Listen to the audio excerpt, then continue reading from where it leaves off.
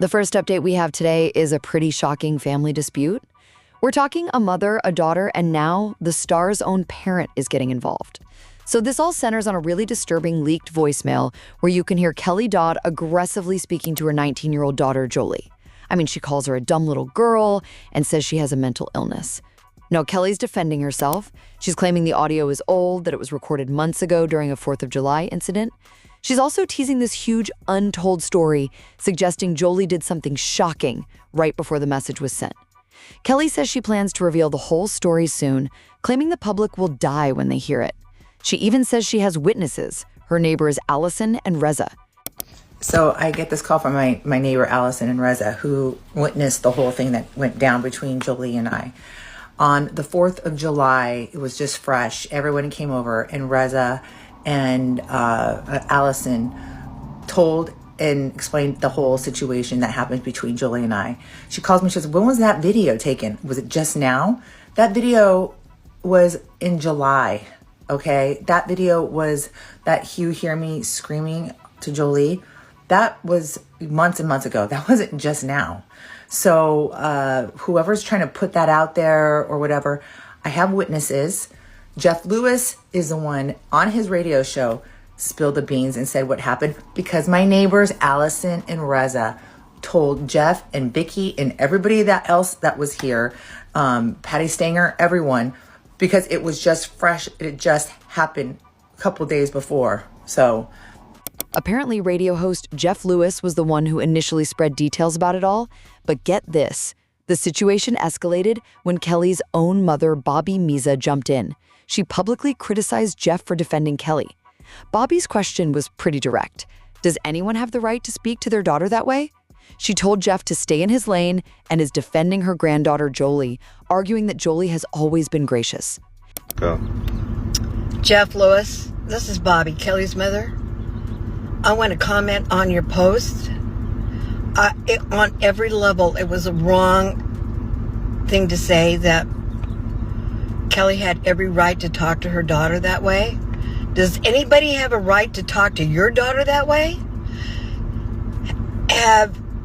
You hate it when somebody disrespects your daughter, especially Gage, right? Don't put it out there that my daughter is all innocent in every matter. It's ridiculous. Please stay in your lane. Jolie has been nothing but gracious to you and your daughter. Has she ever been disrespectful to you? Has she ever been disrespectful to your daughter? I don't think so. That's not in Jolie's name. And just to be clear, an insider has confirmed that Jolie did not authorize the public release of that voicemail. Before we get into the next update, please make sure you've liked this video and subscribed to this channel. Okay, then let's move on to next update now. Next, we are going to talk about the truly wild finances of former reality star Noella Bergener. Okay, so get this. Court documents just came out that show she claims to have zero income. Zero. But at the same time, she's somehow spending over $33,000 every single month. So you're probably wondering, how is that even possible? Well, according to the documents, she hasn't had any income since 2022, and her occupation is just listed as mother. The money is actually coming from child support, and a lot of it. She gets $25,000 a month from her ex-husband, James Bergener, for their son. And just for a little context, he's an attorney who apparently makes around $660,000 a month. She also gets another $7,400 a month from her previous husband for their daughter. And her expenses are just mind-blowing.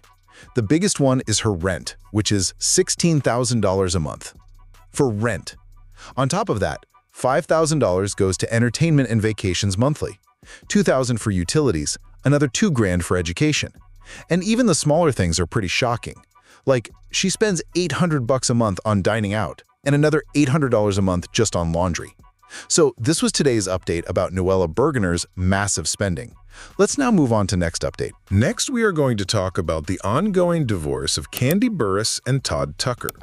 Todd's recent filing has thrown a huge wrench into the proceedings. He's challenging their prenuptial agreement and asking for primary physical custody of their two children. So Kandi, who's 49, filed for divorce on November 21st. She listed the separation date as way back on July 15th, after 11 years of marriage. Well, Todd, who is 52, filed his response pretty quickly afterwards. And in it, he's requesting primary physical custody of their son Ace, who's 9, and their daughter Blaze, who is 6. He also wants joint legal custody. But here's the kicker, with him having the final decision-making authority.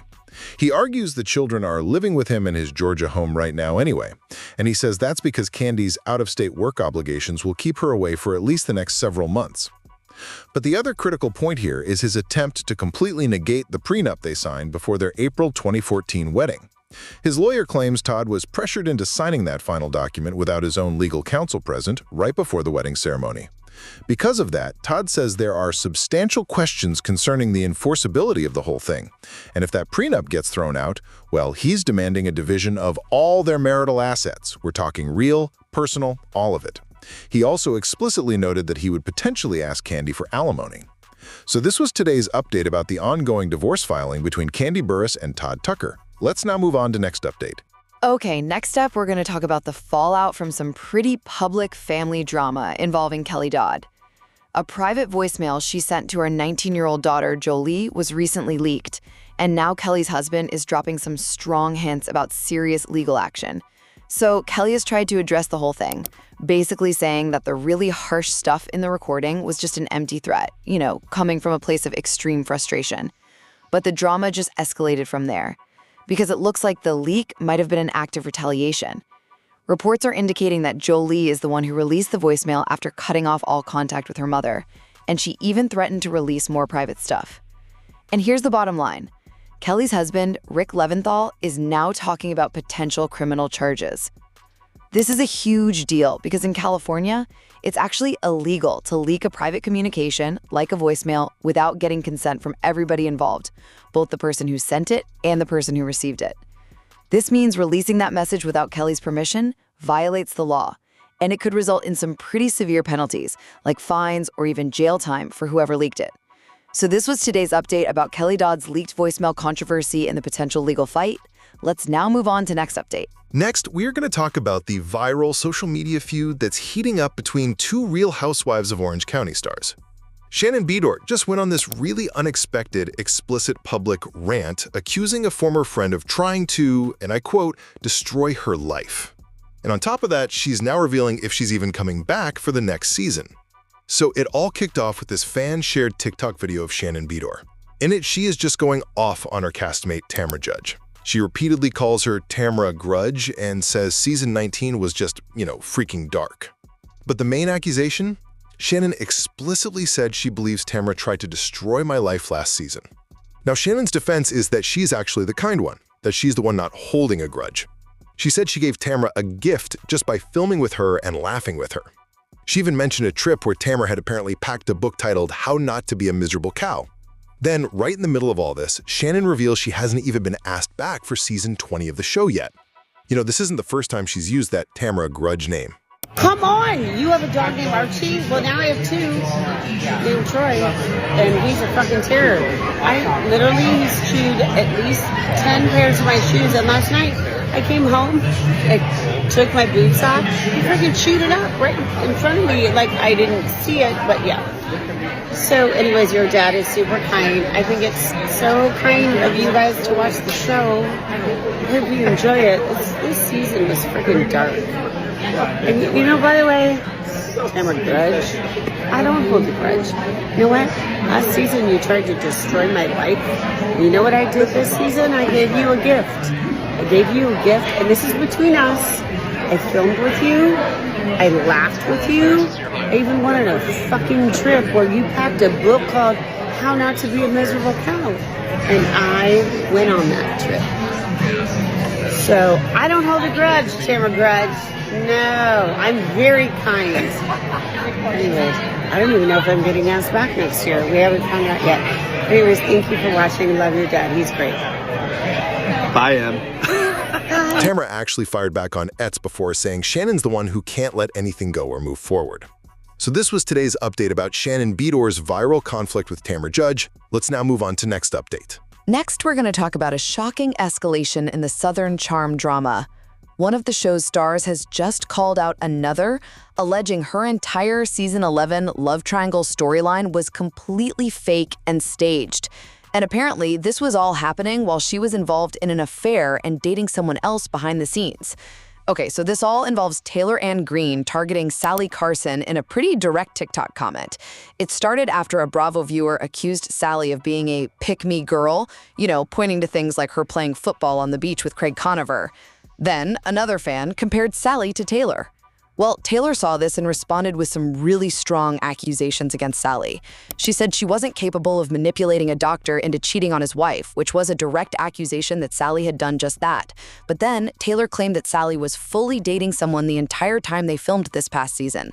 So, despite having this secret boyfriend, Salley was allegedly still trying to hook up with both Craig Conover and Austin Kroll. Taylor also called out the hypocrisy, referencing a comment Salley made on Watch What Happens Live, where she said she was a girl's girl and wouldn't hurt Paige DeSorbo. Right after Taylor's comments, an insider report surfaced, and it actually identified the alleged secret boyfriend as a guy named Angelo. The source claimed that while Salley and Angelo are no longer together, her whole storyline with Austin and Craig was in fact fake. So this was today's update about the alleged fake love triangles and secret boyfriends on Southern Charm. Let's now move on to the next update. Next, we're going to talk about a reality TV feud that just escalated between Silva and Madison LeCroy. It's centered on accusations of being the meanest girl and, get this, some shocking claims of seeing the devil in the other person. So this all kicked off at BravoCon 2025 when Madison LeCroy called Silva the meanest girl she had ever met.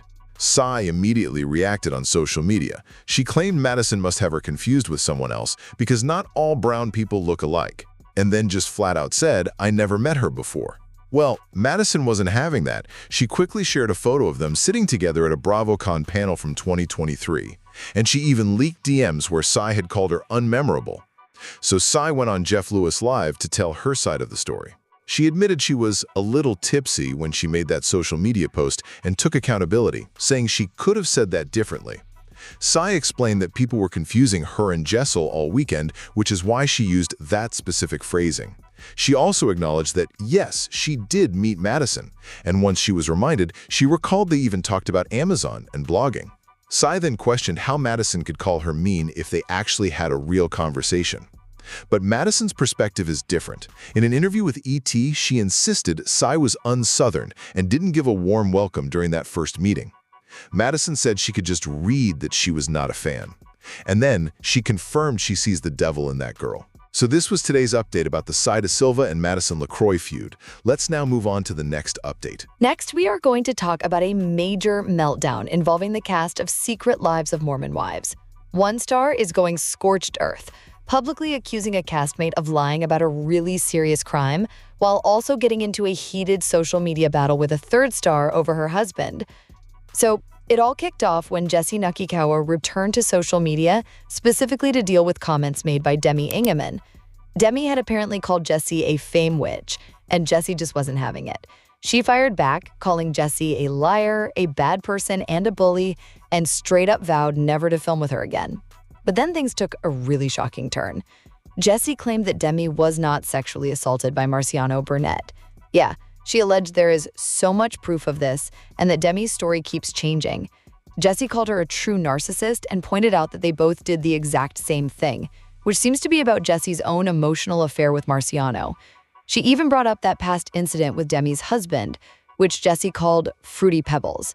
Okay, so usually I try to stay quiet about anything that happens after the show because it can be hard to just get lost in the comments and everything. And that's why I did take a social media break, but obviously Demi's comments were sent to me today and I was like, I'm gonna come back for this. And Demi can say all she wants about that. I'm a fame whore. Maybe you're right, Demi, but what you are is much worse. What you are is a liar. You're a bad person. You're a bully. All of these things that you're doing now by commenting and spiraling and crashing out are showing who you really are. And this is the Demi that I've had the pleasure of knowing for the past 2 years and what I've experienced. Go back and watch season 1 with a different lens. She was a bully to Whitney, but everyone at the time hated Whitney, so it was like, go Demi. No, Demi has been this person since day 1. Brett is also this person. They call people names, they put people down, they are bullies to their core. Demi is also a fucking liar. I'm sorry, I'm just gonna say it. She was not sexually assaulted. There is so much proof that I have heard about, other people have heard about, and her story keeps changing, and I'm fucking done with giving her a platform.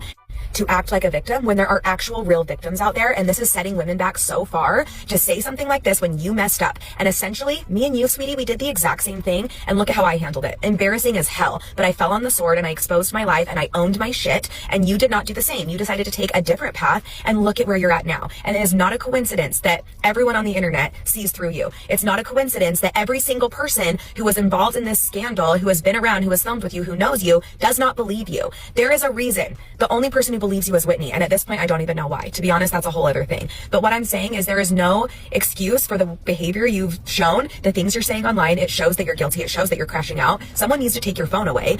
I am done being bullied by this person. It has happened time and time and time again, and I will never let it happen again. And she needs to be stopped.